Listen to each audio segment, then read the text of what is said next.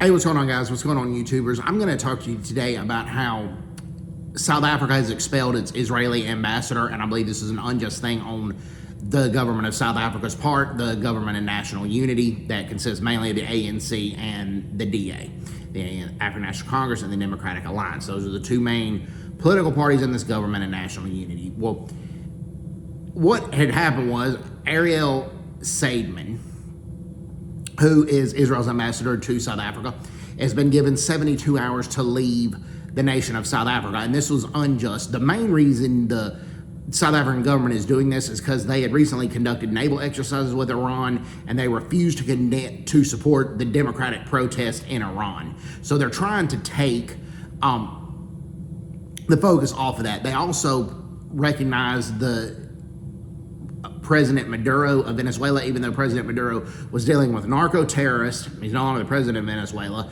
and the United States military was in the right to remove him. Well, they're not, the African National Congress or the government of national unity is not supporting the democratic situation in Venezuela when Maduro wasn't living up to democracy.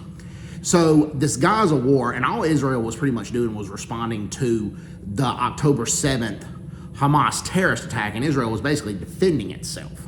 Now, one could argue maybe Israel went too far with it, but it was an act of self-defense. It wasn't an act of colonialism. It was not an act of apartheid. It was not an act of trying to take over anything. Israel was defending itself.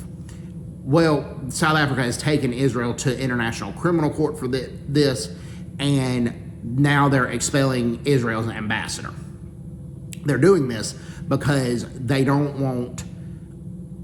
trying to take the focus off of them because the government of national unity, particularly the African National Congress, has not supported the democratic protest or current democratic uprisings in Iran, and they're not supporting democracy changes in Venezuela.